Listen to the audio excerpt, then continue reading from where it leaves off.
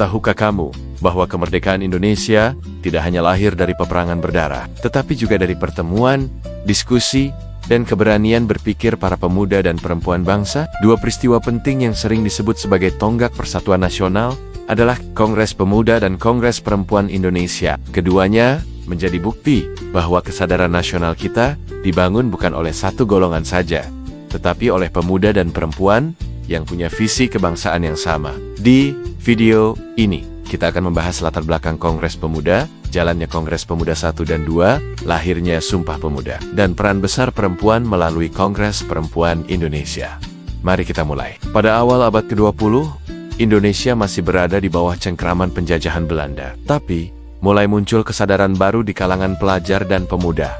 Organisasi-organisasi pemuda pun mulai berdiri di mana-mana. Ada Jong Java, Jong Sumatera Numban, Jong Amban, Jong Minahasa, Jong Celebes, sampai yang Islamia Tenbon. Masalahnya, organisasi ini masih bersifat kedaerahan. Mereka bergerak sendiri-sendiri, belum punya visi kebangsaan yang utuh. Setiap kelompok masih membawa identitas suku atau daerahnya masing-masing. Bayangkan, pemuda Jawa berkumpul dengan sesama pemuda Jawa, pemuda Sumatera dengan sesama pemuda Sumatera, dan begitu seterusnya. Semangat perjuangan memang ada, tapi masih terkotak-kotak. Dari sinilah muncul kesadaran penting di antara para pemuda terpelajar. Mereka berpikir, kalau kita terus terpecah oleh daerah dan suku, Indonesia tidak akan pernah merdeka. Perbedaan ini justru menjadi senjata bagi penjajah untuk memecah belah kita. Maka, para pemuda mulai menggagas sebuah ide besar, menyatukan seluruh kekuatan dalam satu forum nasional. Forum inilah yang kemudian kita kenal sebagai Kongres Pemuda. Sebuah langkah berani untuk meninggalkan ego kedaerahan demi cita-cita yang lebih besar,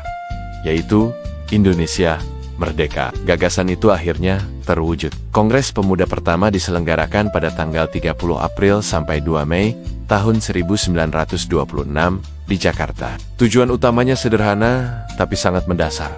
Pertama, menjalin kerjasama antar organisasi pemuda yang tadinya berjalan sendiri-sendiri. Kedua, menumbuhkan semangat persatuan di antara mereka. Dan ketiga, membahas pentingnya persatuan nasional sebagai syarat mutlak untuk merdeka. Para pemuda dari berbagai daerah datang, duduk bersama, dan berdiskusi. Namun, kongres pertama ini belum menghasilkan keputusan besar yang kita kenal sekarang. Kenapa?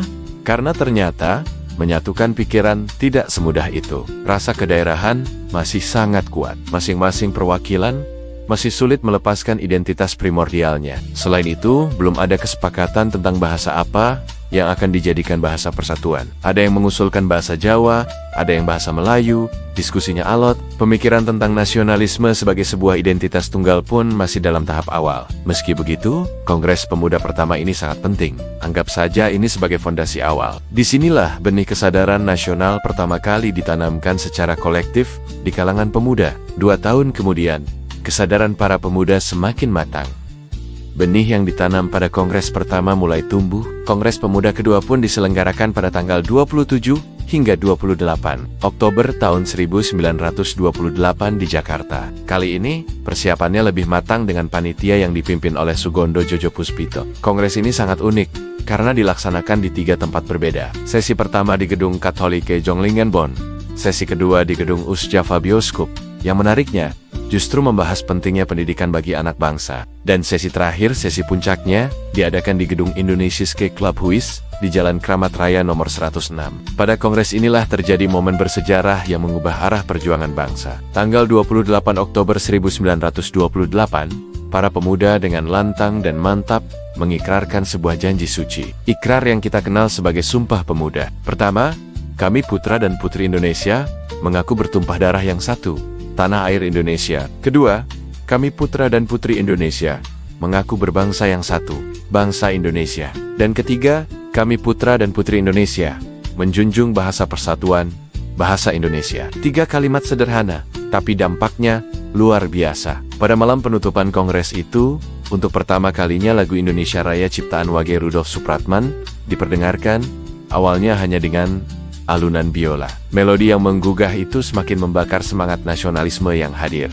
Sumpah Pemuda menjadi tonggak persatuan bangsa Indonesia. Sejak saat itu, tidak ada lagi yang Java, yang Ambon, atau yang Sumatera. Yang ada hanya satu, pemuda Indonesia Mereka berhasil melampaui perbedaan suku, agama, dan daerah demi satu identitas bersama. Makna penting Kongres Pemuda ini sangatlah besar. Pertama, Sumpah Pemuda menegaskan identitas kita sebagai satu bangsa, yaitu bangsa Indonesia, dengan satu tanah air. Kedua, Kongres ini menjadikan bahasa Indonesia sebagai bahasa persatuan. Sebuah keputusan jenius, karena bahasa Melayu yang menjadi cikal bakal bahasa Indonesia, sudah menjadi lingua franca di Nusantara, sehingga lebih mudah diterima semua suku. Ketiga, tentu saja, memperkuat semangat nasionalisme yang menjadi bahan bakar utama perjuangan menuju kemerdekaan. Tanpa Kongres Pemuda dan Sumpah Pemuda, perjuangan kemerdekaan Indonesia mungkin tidak akan sekuat dan searah ini. Inilah momen ketika cita-cita Indonesia modern dilahirkan. Tapi tunggu dulu,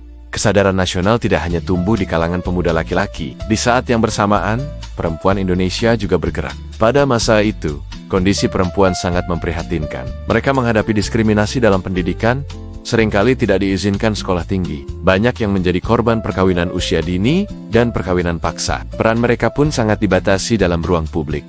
Seolah-olah tempat perempuan hanyalah di rumah. Namun, para perempuan terpelajar tidak tinggal diam. Mereka mulai menyadari bahwa kemerdekaan bangsa juga harus berarti kemerdekaan bagi perempuan. Organisasi-organisasi perempuan pun mulai berdiri dan menyuarakan aspirasi mereka. Ada Isya yang fokus pada pendidikan dan sosial keagamaan, Putri Mardika, wanita taman siswa, yang bergerak di bidang pendidikan. Bahkan organisasi pemuda seperti yang Islamiatan Bond punya bagian perempuannya sendiri, yaitu Dames of Deling. Sama seperti para pemuda, mereka sadar bahwa perjuangan sendiri-sendiri tidak akan efektif. Dari sinilah lahir gagasan cemerlang untuk menyatukan seluruh kekuatan perempuan Indonesia dalam satu forum nasional, Kongres Perempuan Indonesia. Hanya 2 bulan setelah Sumpah Pemuda, Kongres Perempuan Indonesia pertama diselenggarakan pada tanggal 22 hingga 25 Desember tahun 1928 di Yogyakarta.